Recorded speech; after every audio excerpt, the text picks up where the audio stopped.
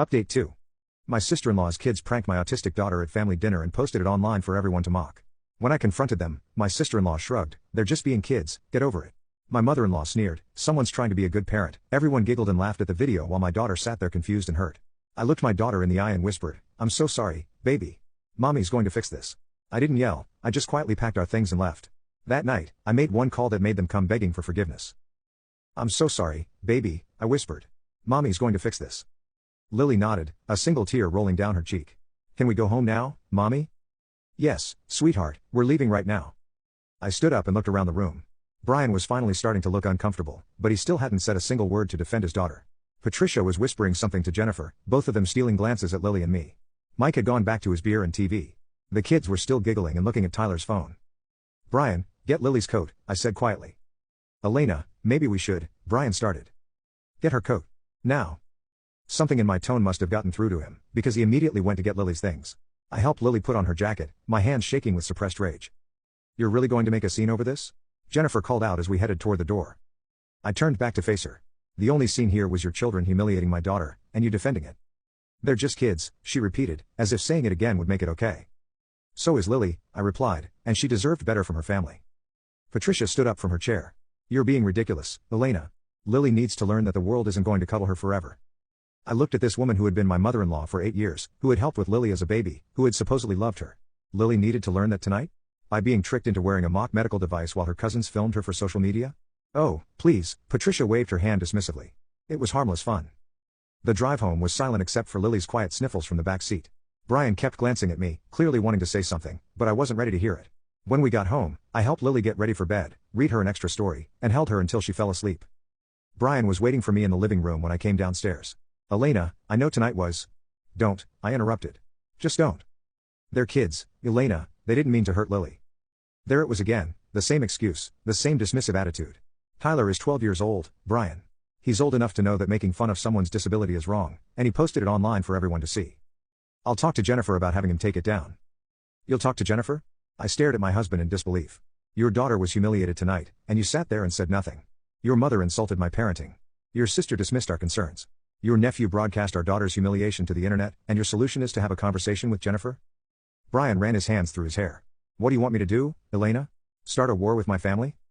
I want you to protect your daughter. I want you to stand up for her when she can't stand up for herself. I want you to be her father." We argued for another hour, but it became clear that Brian couldn't or wouldn't see how serious this was. He was more concerned about keeping peace with his family than protecting Lily's dignity. That night, after Brian went to bed, I sat in my home office and did some research. I looked up Tyler's Instagram account and found the video. It had been viewed over 200 times and had dozens of comments, most of them laughing at Lily. My heart broke all over again seeing my innocent daughter being mocked by strangers on the internet. But as I scrolled through the comments, I noticed something interesting. Several people had tagged someone named at autism.awareness.jennifer in their comments. Curious, I clicked on the profile. It was Jennifer's Instagram account, but not her personal one. This was a professional account where she presented herself as an autism awareness advocate. She had thousands of followers and dozens of posts about autism acceptance, neurodiversity, and anti-bullying. Her bio read, "Autism mom and advocate, spreading awareness and acceptance. Hashtag autism awareness, hashtag neurodiversity matters." I scrolled through her posts, growing more incredulous by the minute. Jennifer had been building a brand around autism advocacy, sharing inspirational quotes about accepting differences, posting about anti-bullying campaigns, and even sharing resources for families with autistic children. Many of her posts had hundreds of likes and comments from other parents thanking her for her advocacy work. The irony was staggering. Here was Jennifer presenting herself as an autism advocate online, while her children were literally bullying my autistic daughter in real life, with her full knowledge and approval. I took screenshots of everything: the original video Tyler had posted, all the comments, Jennifer's advocacy account, her posts about autism acceptance and anti-bullying. I documented everything carefully, making sure to capture the timestamps and context. Then I did something I had never done before in my life. I created a detailed plan for revenge. I started by reaching out to some of the autism advocacy organizations that Jennifer had tagged in her posts. I sent them screenshots of the video Tyler had posted, along with screenshots of Jennifer's advocacy account. I explained the situation, how Jennifer's children had bullied my autistic daughter, how Jennifer had dismissed it as just kids being kids, and how she was simultaneously profiting off of autism advocacy online. The response was immediate and overwhelming. These organizations take advocacy very seriously, especially when it comes to protecting vulnerable individuals.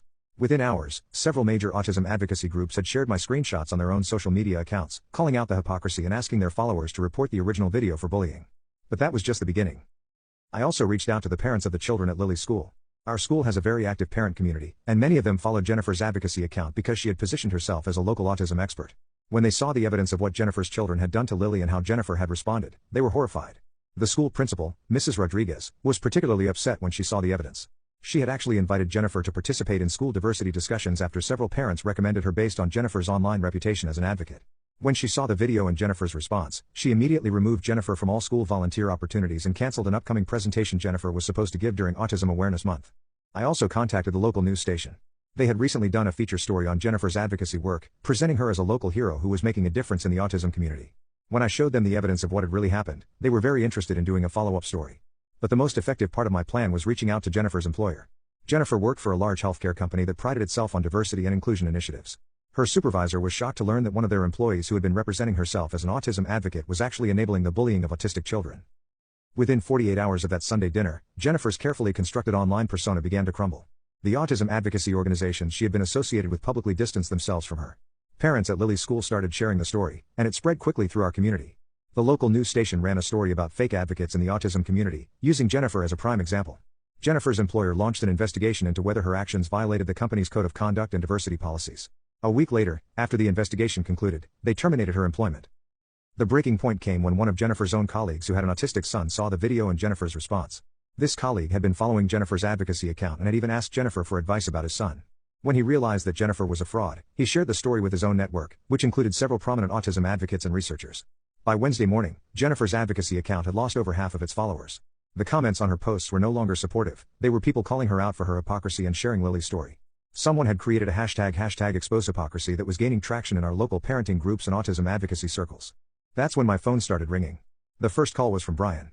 He was at work, and he sounded panicked. "Elena, what did you do? Jennifer is calling me, crying, saying her whole life is falling apart."